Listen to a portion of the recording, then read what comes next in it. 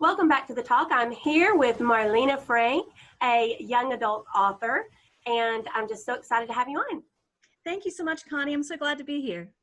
I read your the review, your author spotlight in the Daily Citizen News, and I knew we would have a lot to talk about because I like that whole stuff too.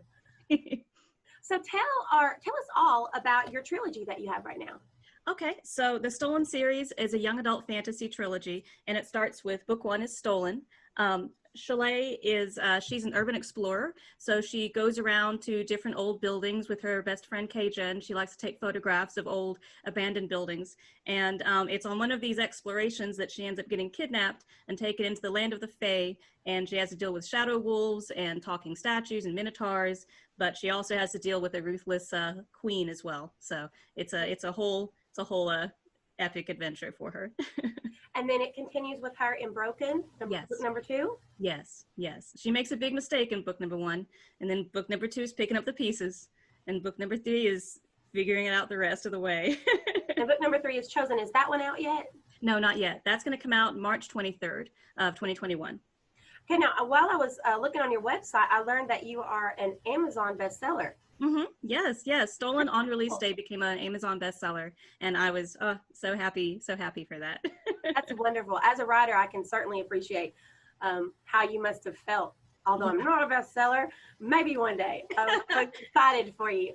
How do you keep writing? That's one of my biggest challenges. I feel like fundamentally I'm a writer. If you ask me what I do, whether I'm doing it right now or not, that's how I identify. I'm a writer. Yeah. But I don't always write. You know, I will find excuses. Once I get started, I'm having fun. But it's just like, would you say it's self-control? It's a lot of like discipline you have to do for yourself. And it's a lot of like, you have to have a story that you're excited about writing. And you have to, for me, deadlines help a lot. I've participated in NaNoWriMo, which is the National Novel Writing Month that happens in November. And having those kind of charts and deadlines, even if they're soft deadlines, you know, that helps me because then I can concentrate and I can really focus on, okay, how much do I need to get done to get to that goal? So that works for me. So you're pretty self-disciplined, I would think. I try to be. Well, I envy that too. So how much would you say, do you write every day? Oh no, I do not write every day.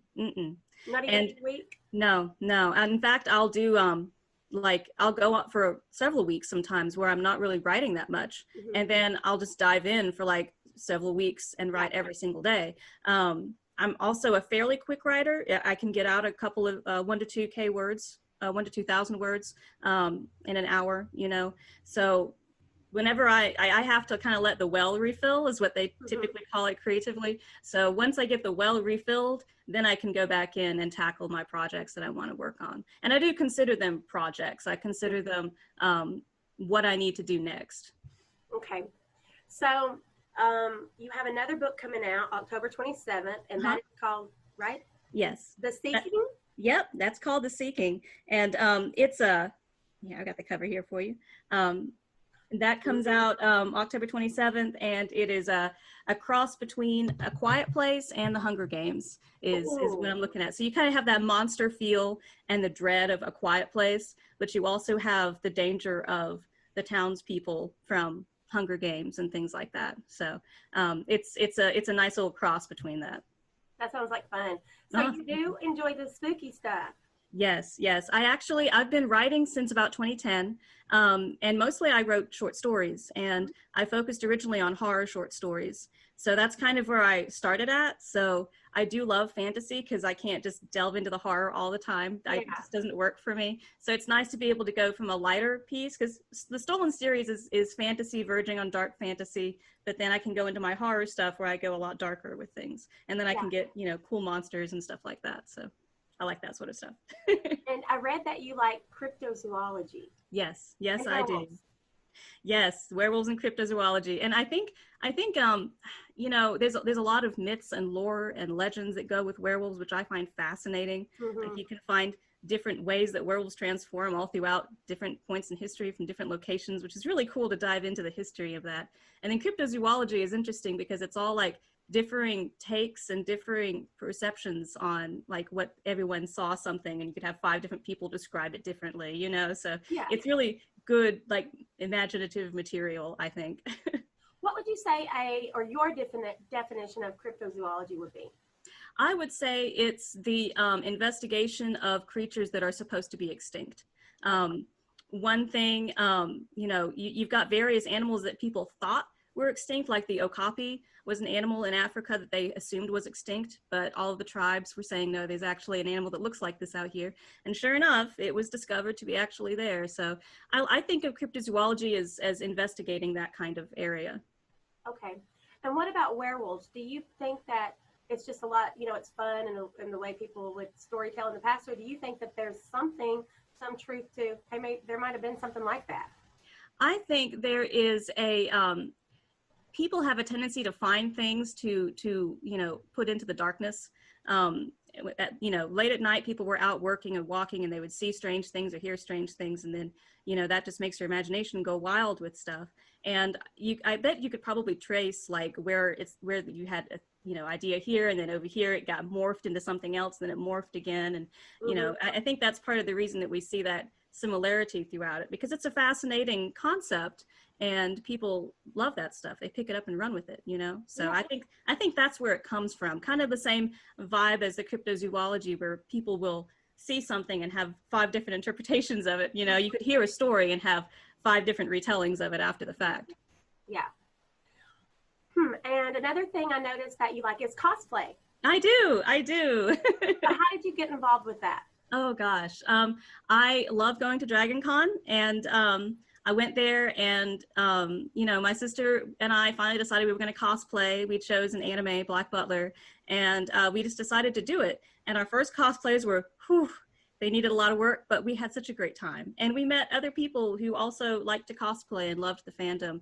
And as we did it, we slowly, you know, met other awesome people who we all encouraged each other to build costumes and, you know, get into character for things like on the spot for different events. And it was just a lot of fun. It's really cool to be able to just, you know, have a costume that you step into and you walk out, and people will start addressing you as that character at these shows. And it's just really a lot of fun. It's a lot of fun. You got to be, you know, quick on your feet whenever you're talking to people, because they will ask you a question and you're like, oh gosh, I don't know.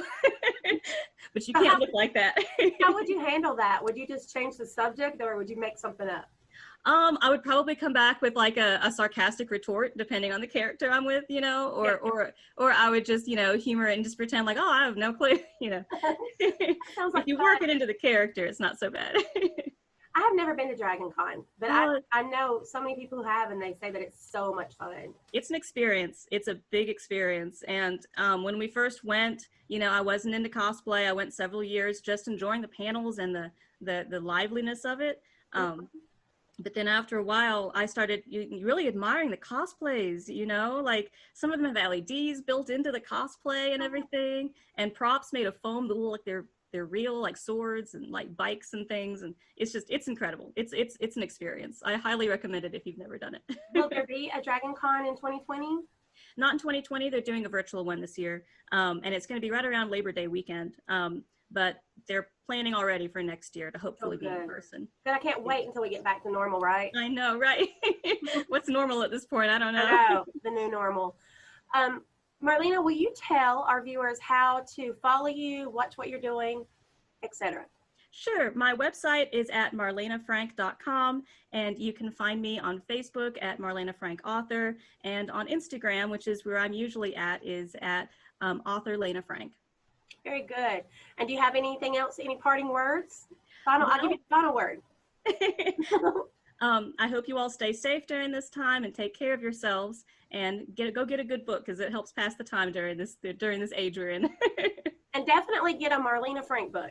Yes, please do. Horror or fantasy. Oh yeah, so much fun. There's not much better than a good book. Exactly. I agree. Well, Marlena, we are out of time. Thank you. I know I'll be talking to you again, and the rest of you, I'll be right back.